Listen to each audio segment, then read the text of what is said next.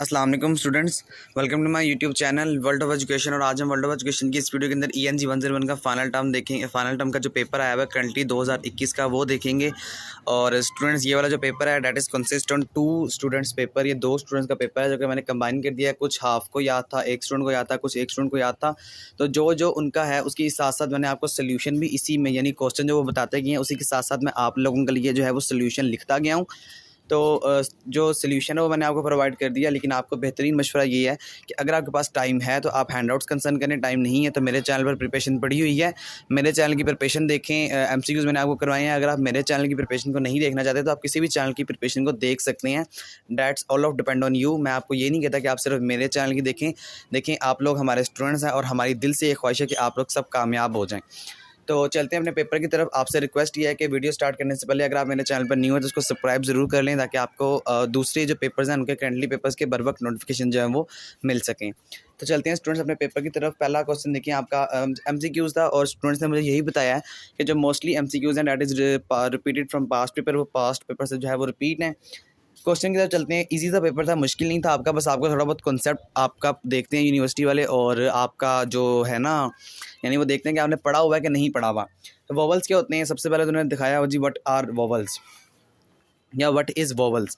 तो वोवल्स ये होते हैं कि AEIOU are called vowels, easy सा वर्ड है ये। एक और कॉन्सेप्ट मैं आप सबका क्लियर कर दूं स्टूडेंट्स, आप लोगों ने अपनी जो इतनी डीप इन्फॉर्मेशन है ना 2 नंबर में 3 नंबर में वो नहीं देनी। फेडरल गवर्नमेंट यूनिवर्सिटी आपसे सिर्फ ये रिक्वायर्ड करती है कि अगर आपका पेपर हमने 2 नंबर का क्वेश्चन है तो आप हमें सिर्फ 2 नंबर का ही जवाब दें। अब आप ये नहीं लिखेंगे जनाब AEIOU आर कार्ड वोवल्स फलां में आते हैं, वोवल्स के साथ ये होता है, हम वोवल्स के साथ फर्स्ट कंडीशन लगाते हैं, हम वोवल्स के साथ ये करते हैं, ग्रामर में वोवल्स का ये इस्तेमाल है। ये गलत कॉन्सेप्ट होता है, इस तरह से आपने नहीं लिखना। आपने बस लिखना है AEIOU are called vowels, that's it. या इसके आगे आप सिर्फ एक लाइन और ऐड कर दें कि जनाब हम वोवल्स के साथ एन का इस्तेमाल करते हैं, वो use an with vowels. This is your answer, that's it. आपका 2 नंबर का यहाँ पर सवाल जो है वो ख़त्म हो गया। बस अब आपने इससे एक्स्ट्रा कुछ नहीं लिखना, उनको एक्स्ट्रा इन्फॉर्मेशन आपने उनको नहीं देनी। उसके आगे देखें सिनोनिम्स क्या होते हैं। आप लोगों को पता है सिनोनिम्स का मतलब होता है मुतरादिफ, यानी हम मायने अल्फाज। तो synonyms are the word that have same meaning. As मैं अगर आपको एग्जांपल दे दूं तो प्रिटी एंड ब्यूटीफुल, आप एक एग्जांपल लिख लें, that's enough for you. Pretty का मतलब होता है खूबसूरत और ब्यूटीफुल का मतलब भी होता है खूबसूरत। तो इस तरह के जो सिनोनिम्स होते हैं ना वो आपके MCQs में भी आ रहे होते हैं। तो इन चीज़ों को आपने याद रखना है, आपको थोड़े बहुत सिनोनिम्स पे ग्रिप होनी चाहिए। इसके अलावा स्टूडेंट्स एक और चीज़ मैं आपको बता दूँ कि आप लोगों को MS वर्ड ओपन करने की परमिशन नहीं होती ENG में। तो आप लोग अगर ओपन करेंगे तो आप लोग वायोलेशन कर रहे होंगे अपने पेपर की, और वो आपका पेपर करंटली जो है वो बंद भी हो सकता है। तो आपने बंद नहीं करना। पेपर को अटैम्प्ट किस तरह करना है उसका लिंक भी आपको डिस्क्रिप्शन में मिल जाएगा, ज़रूर देखें। और ENG की जो मैंने प्रिपरेशंस करवाई हुई है ना, जो पास्ट पेपर करवाए हुए हैं, उसका लिंक भी आपको डिस्क्रिप्शन में मिल जाएगा, वो भी ज़रूर देखें। बहुत ज़्यादा इंपॉर्टेंट है आप लोगों के लिए। मोस्टली आपका पेपर पास्ट पेपर से ही जो होता है वो आ रहा होता है। और मैंने पार्ट B जो आपका सब्जेक्टिव करवाया वो आपको हैंड आउट से करवाया, उसका भी आपको फ़ायदा बहुत ज़्यादा हो जाएगा। एंटोनिम्स क्या होते हैं जनाब, ये वो वाले वर्ड होते हैं जो हम मुतज़ाद होते हैं, यानी कि जिनके उल्ट मायने होते हैं। तो ये आप लिख सकते हैं that word that have opposite meaning to each other, that's it. उसके आगे लॉन्ग क्वेश्चन आया हुआ है व्हाट विल यू डू, आप क्या करेंगे if you go to market, अगर आप मार्केट में जाएं and do not pay bill, और आप बिल पे नहीं करेंगे। तो देखिए मैं आपको इसका समझा देता हूँ आंसर। आंसर आप इस तरह लिख सकते हैं कि first of all the sensible man do not these type of cheap, यानी कि जो इस तरह के चीफ मूवमेंट्स हैं, चीफ हरकत हैं, सेंसिबल मैन वो ये नहीं करेगा। Secondly according to this situation, इस सिचुएशन के accordingly I would like to say that, मैं आपको ये कहना चाहूँगा या मैं आपको ये कहना चाहूँगी, जो भी आप हैं, जो भी आपका जेंडर है, तो आप ये कहेंगे जनाब मैं आपको ये कहना चाहूँगा कि अगर मेरे पास मार्केट में मैं गया हूँ और मैंने अपनी चीज़ें ख़रीदी हैं, तो मेरे पास अगर बिल नहीं है तो मैं डेफ़िनेटली फ़र्स्ट कंडीशन मेरी ये होगी कि मैं उनकी चीज़ें उनको वापस कर दूँगा और उसके बाद अपने घर आ जाऊँगा। उसके बाद सेकंड कंडीशन मैं ये कर सकता हूँ कि अगर जनाब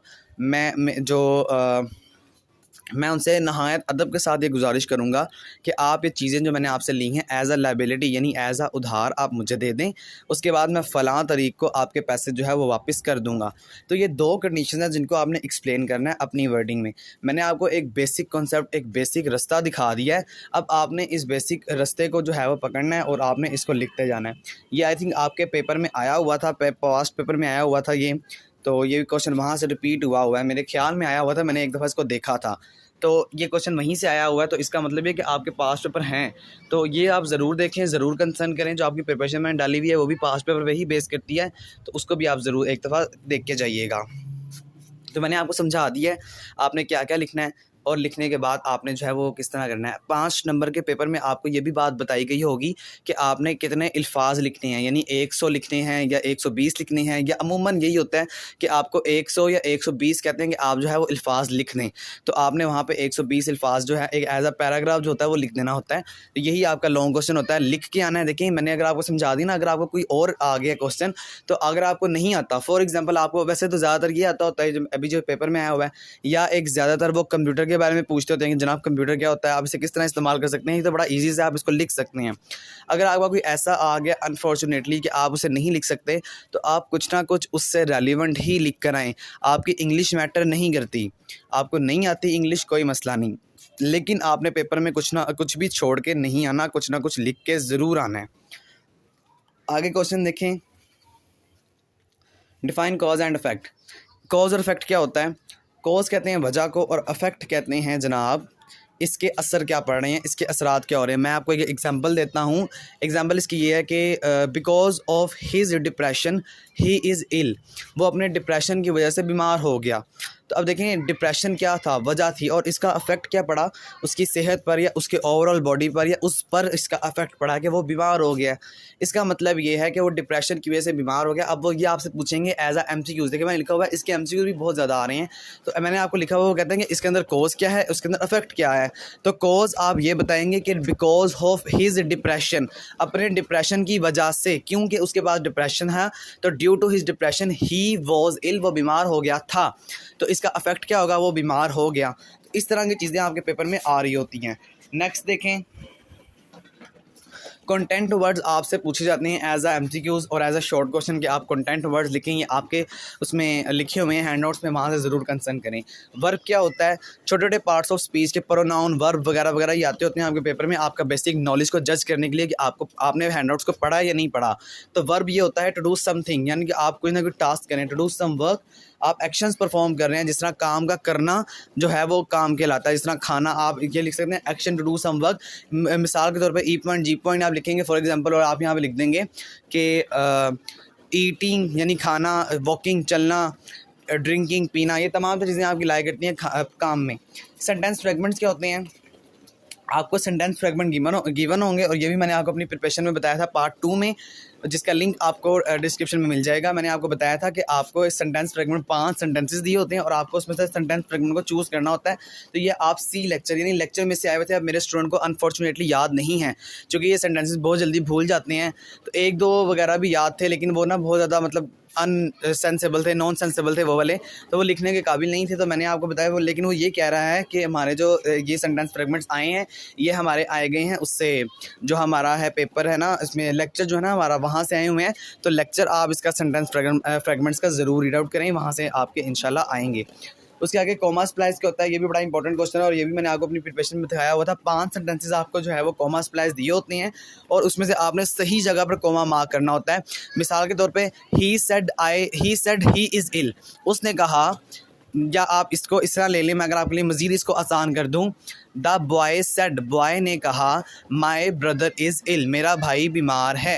तो द बॉय इज़ सेड, जो बॉय ने कहा है ना, लड़के ने कहा है, सेड के आगे कॉमा आ जाएगा, माई ब्रदर इज़ इल, मेरा भाई बीमार है, उसके आगे ये फुल स्टॉप आ जाएगा।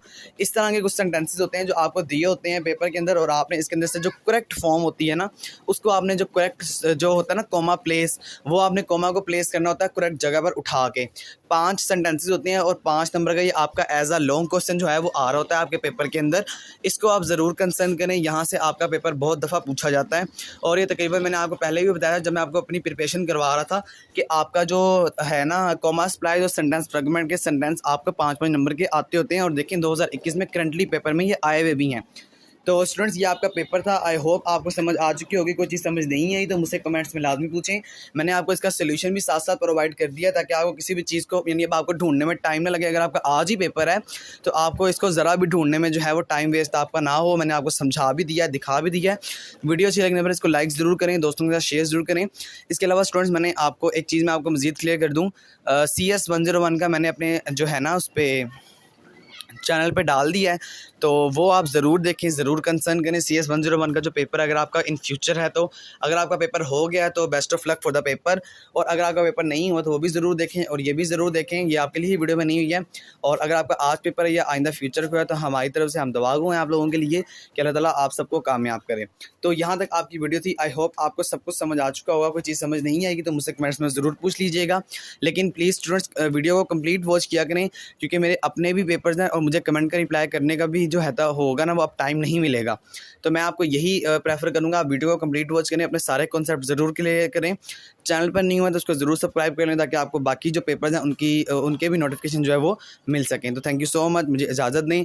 अल्लाह हाफिज़।